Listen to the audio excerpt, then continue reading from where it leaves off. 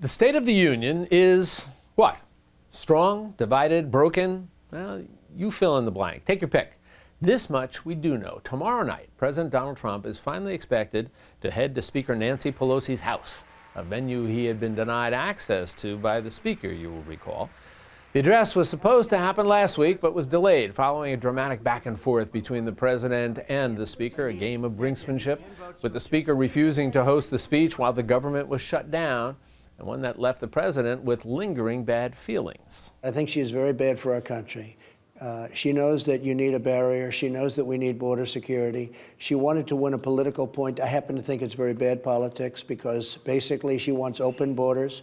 She doesn't mind human trafficking, or she wouldn't do this because, you know, the traffickers... She offered you over $1 billion for border security. Excuse me? She offered over $1 billion for border security. She doesn't want the wall. She's costing the country hundreds of billions of dollars. The address, President Trump's second official State of the Union, will come with the threat of yet another government shutdown in the air and the special counsel's investigation looming.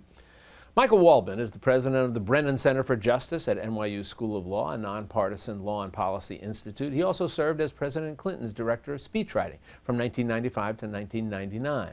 And Clark Judge is the founder and managing director of the White House Writers Group, a strategic communications firm and an opinion journalist. He was also a speechwriter in the Reagan White House, and we're delighted to have both of them joining us right now. Gentlemen, good to see you all.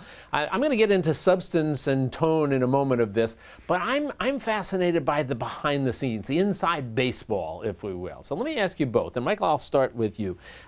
How much before the actual State of the Union do you all start working on the State of the Union speech? Well, different presidents do it differently. It is in the Constitution. It's the major state paper of the year in a lot of ways.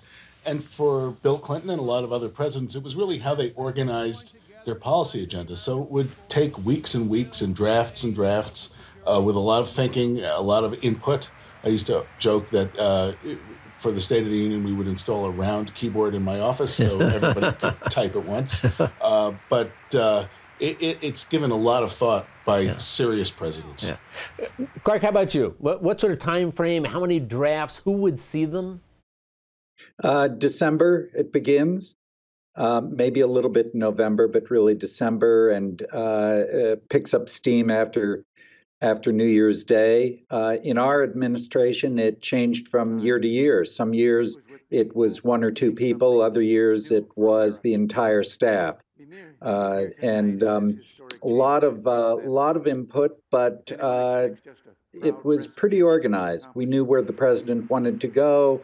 There wasn't the kind of there's always struggle in it, but wasn't the kind of somebody sitting outside of a speechwriter's office, which happened in the Nixon administration, cabinet officers sitting outside, and to just get that one last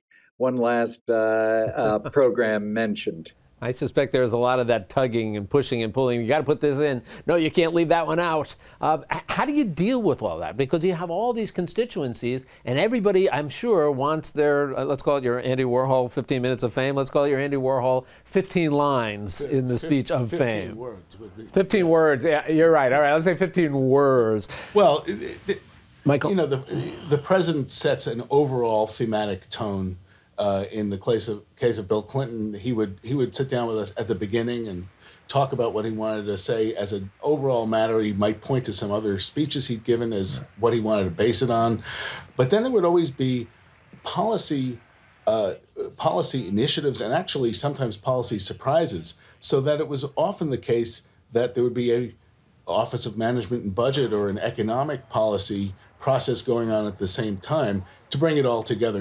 These things are inevitably a little bit of an eloquent laundry list if it's a good year, but the public really still, to this day, actually craves the chance to hear from the person they elected president, sure. All this kind of policy stuff. It's not. I'm very glad it's actually happening. I think it would be a real loss to the kind of norms of democracy if it didn't happen, because we've gotten used to it. You both know historically it wasn't the case that the president always actually physically came to the House and would deliver that.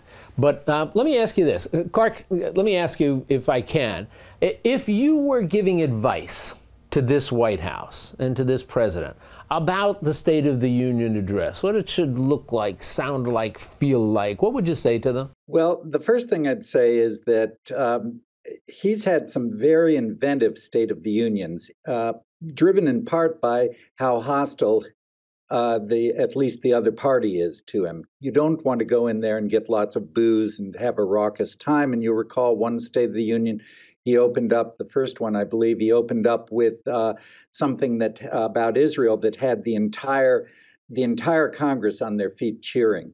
The second one, he used lots of speech, lots of stories where it used to be there was one person in the gallery or two or three. Every policy point had a story and a person in the room, sometimes on the floor of the House, to illustrate it, which was a brilliant move. At the same time, this is going to be an unusually contentious House, even more so than the first time, two times. I'd expect that he'd start with, he'd talk about economic performance, because that's a good story, and invite everybody to take some credit for it by joining in with the next stage of his program. I might even have some of the foreign policy up front. Usually you have an order of economics, social policy, and foreign policy, and the reasons for that, political reasons and audience reasons. This time I'd do probably economic and foreign right up front, right. Then get into the problems of that he have become emblematic of his case for the border, opioid addiction, human trafficking, and the like, gangs. And then talk about the border. I think he does have to talk about the border, but he'll probably, or I would think, he would do it not in a confrontational way. He doesn't really confront negotiating partners, whether it's Theresa May or Vladimir Putin, to their face in front of cameras. He'll confront them in front of cameras when they're not there, or privately, but not to their face in front of cameras. Right. And I'd expect a certain amount of that this time. Right. That we can all solve this rather than you guys. Yeah. So that's how I think he ought to do it. Michael, how about you? What do you think? Well, he's not the first president to give one of these speeches after facing a severe electoral rebuke. Other presidents have. Reagan and Clinton have lost houses of Congress, and it's typically the case that you'll use that as an opportunity to, whether you mean it or not, to say I'm reaching out to work together. It's not the first time a president has given one of these speeches after a shutdown. Sure. But he can't do what Bill Clinton did in 1996 and say, let's not shut the government down again, because everybody knows Trump engineered this one. So he has some of the moves that are typical. It might be a little harder. I actually disagree respectfully with Clark on one thing. I thought his use of this podium and the Oval Office address too, in telling the stories, was disgraceful, really unprecedented in American history. In the sense that? Well, so Ronald Reagan began the tradition of honoring heroes who represent our best values, sitting in the... and other presidents have followed. Yeah, and it got a little tired, but it's a good thing. Trump used it to point to the families of victims of crime, and we feel for their loss. But the implication, the very explicit, rather, I thought, very ugly and misleading message was, immigrants are coming to kill you. It was a use of a negative, an ugly, a dark, emotional turn that we've just never seen from any rather president. than the heroes we've celebrated to illustrate he did it in the Oval the Office loss and the victim. Too. Everyone knows that undocumented immigrants, sure, they commit crime, but at a lower rate than the rest of us. And I think there's an ugliness, a nativism, and a racism, frankly, that's behind that. And I sure hope he doesn't do that. It will get a terrible response. Clark, let me ask you, we got about a minute or so left here. But real quickly, what about the optics of all of this? We're going to have the president standing there and Nancy Pelosi literally right behind him. And then the question is, all of these new Congress people here who ran against him, what do you think it's going to look like? I think that you're going to find a tense room, and it will. He can play it to his advantage or disadvantage. Last time, I respectfully disagree with what Michael just said. And by the way, Michael has made the Brennan Center a real powerhouse, and it's his It's his doing. He's transformed it into a national force. I have a lot of respect for Michael. But obviously, I don't agree with that interpretation. But I do think that last time the Democrats did themselves some harm. They should not be sitting on their hands when he's saying things that are consensus arguments, when he's saying things we should all be able to agree on, which they did last time. So I think they'd be wise to take a different cast. Gentlemen, a pleasure.